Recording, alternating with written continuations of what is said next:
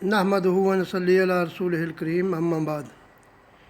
हज़रत अबू हुरैरा रज़ियल्लाहु अन्हु कहते हैं कि रसूलुल्लाह सल्लल्लाहु अलैहि वसल्लम ने फरमाया, जब मैयत को कब्र में दफन किया जाता है या फरमाया तुम में से किसी शख्स को, तो दो फरिश्ते उसके पास आते हैं, स्याह रंग के, नीली आंखों वाले। एक को मुनकर दूसरे को नकीर कहा जाता है। दोनों कहते हैं तुम इस शख्स के बारे में क्या कहते हो?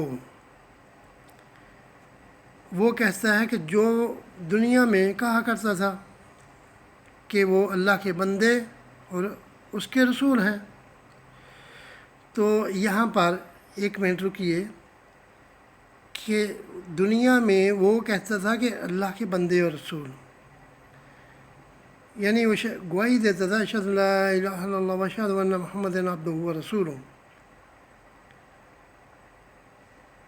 तो ये गवाही तो ठीक है, लेकिन इसके अलावा जिनका अक़ीदा ये है कि नूर मिन नूरुल्लाह, क्योंकि वो तो हर अज़ान से पहले अज़ान के बाद ये रट्टा लगा के याद कर रहे हैं कि जैसे इन लोगों ने ये जवाब देना जाके कि अल्लाह के नबी नूर मिन नूरुल्लाह थे, कि अल्लाह के नूर में से नूर से, तो उनका क्या बनेगा? इनके लिए तो कब्र को कशादा किया जाएगा, कब्र रोशन की जाएगी, लेकिन उनके लिए क्या बनेगा? उनको ये उनका अक़ीदा बातिल अक़ीदा है। उनको सही करना चाहिए, दुनिया में रह के उसको अक़ीदा सुन्नत के मुताबिक जो है जैसे अल्लाह ने और अल्लाह के नबी ने बताया वैसे बनाना चाहिए। अपने पास से अपना मतलब का मैंने करके तो बातिल अक़ीदा नहीं बनाना चाहिए, वरना वहाँ बस बहुत बुरा हाल होगा। कब्र में बहुत सज़ा मिलेगी, अज़ाब मिलेगा कब्र में। अक़ीदा सही होगा तो वहाँ जवाब दे सकेगा, क्योंकि अल्लाह ताला साबित कदम उसको रखेगा जो जिसका अक़ीदा सही है। तो जिसका अक़ीदा ये बातिल है वो तो जवाब ही नहीं दे सकेगा। वो तो कहेगा जैसे लोग कहते थे मैं भी ऐसे ही कहता था। तो हमें अच्छा अक़ीदा बना के जाना चाहिए। और कहता है कि मैं गवाही देता हूँ कि अल्लाह के अलावा कोई माबूद बरहक नहीं और मोहम्मद सल्लल्लाहु अलैहि वसल्लम उसके बंदे और रसूल हैं। वो दोनों फरिश्ते कहते हैं हमें मालूम था कि तुम यही कहोगे। फिर उसकी कब्र 70 हाथ लंबी और 70 हाथ चौड़ी कशादा कर दी जाती है। फिर उसके लिए इसमें रोशनी कर दी जाती है, यानी कब्र को रोशन कर दिया जाता है। फिर इससे कहा जाता है सो जाओ। वो कहता है कि मैं अपने घर वालों को की तरफ वापस जाना चाहता हूँ और उन्हें बताना चाहता हूँ। क्या बताना है? कि मैं पास हो गया, मैं कामयाब हो गया, मैंने सवालों के जवाब दे दिए। दोनों फरिश्ते कहते हैं दुल्हन की तरह सो जाओ, जैसे उसका महबूब ही उठाता है, हत्ता कि अल्लाह ताला उसे उसकी आरामगाह से उठा लेता है। और अगर वो मुनाफिक हो तो कहता है कि मैंने लोगों से सुना कह रहे थे, यानी जो लोग कहते थे मैं भी वही कहता था, मैंने भी इसी तरह कहा।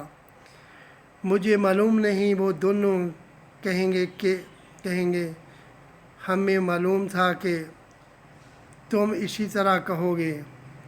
ज़मीन से कहा जाएगा इस पर तंग हो जा, तो ज़मीन उस पर इस तरह सिमट जाएगी कि उसकी पसलियाँ आपस में मिल जाएंगी।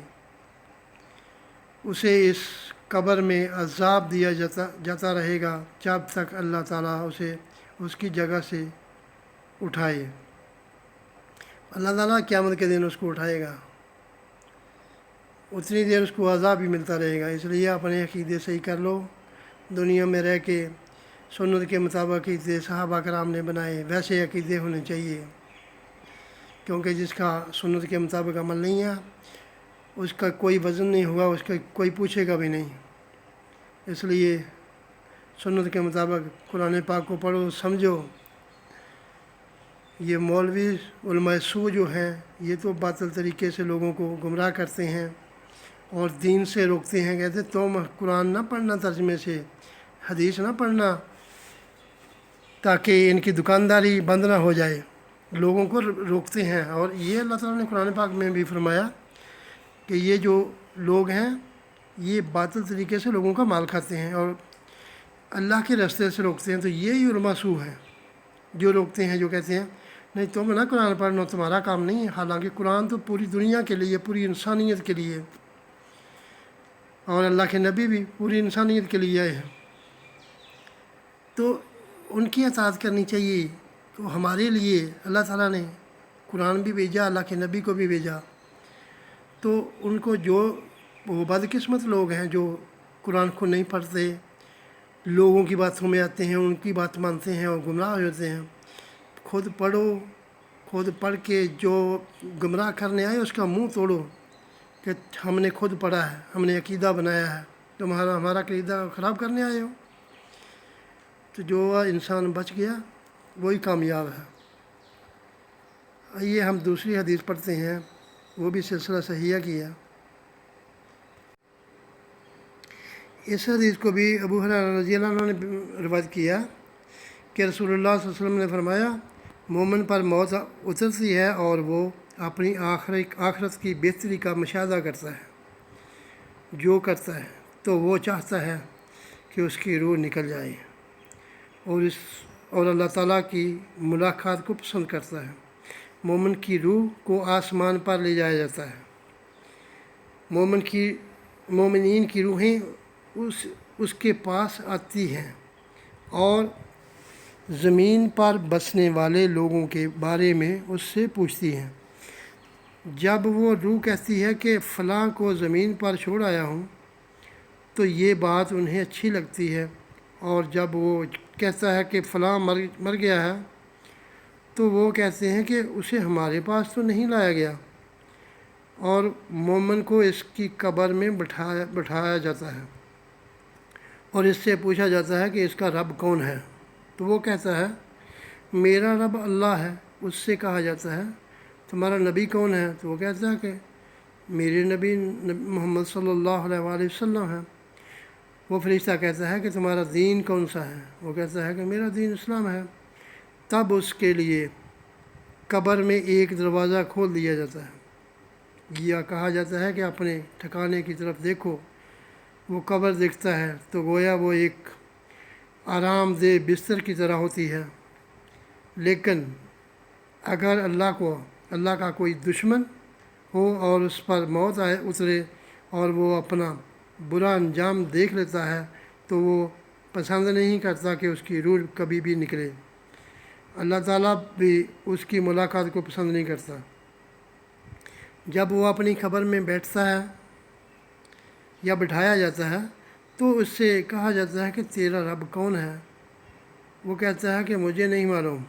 اس سے کہا جاتا ہے کہ تمہیں نہیں معلوم، پھر اس کے لیے جہنم کا ایک دروازہ کھول دیا جاتا ہے، پھر اسے ایک ضرب لگائی جاتی ہے، یعنی اس کو مارا جاتا ہے، جو جن اور انسان کے علاوہ ہر جانور کو سنائی دیتی ہے۔ یعنی جب اس کو مارا جاتا ہے تو وہ اس کی چیخیں، اس کی مارنے کی آواز جن اور انسان کے علاوہ جتنے بھی روئے زمین پہ جانور ہیں سب کو وہ سنائی دیتی ہے۔ پھر اسے کہا جاتا ہے اس طرح سو، جس طرح منحوس ہوتا ہے۔ تو میں نے ابو ہریرہ سے کہا یہ منحوس کون ہوتا ہے؟ تو ابو ہریرہ رضی اللہ عنہ نے کہا جسے کیڑے مکوڑے اور سانپ ڈسیں، پھر اس کی قبر تنگ کر دی جاتی ہے۔ تو ہمیں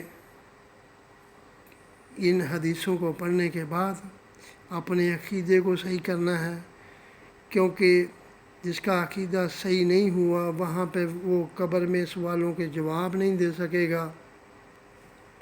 باطل طریقے والے بھی، ان کو حدیثیں پڑھنی چاہیے، خود پڑھنی چاہیے، گمراہ لوگوں کے کہنے پہ، کیونکہ اپنے عقیدے نہیں بنانے چاہیے، کیونکہ گمراہی تو گمراہی ہوتی ہے۔ اللہ کے نبی کی اطاعت کرنی ہے تو کامیابی ہے، ورنہ ناکامی ہے، کیونکہ نبی کریم صلی اللہ علیہ وسلم بھی قبر کے عذاب کے بارے میں نماز میں اتحیات کے بعد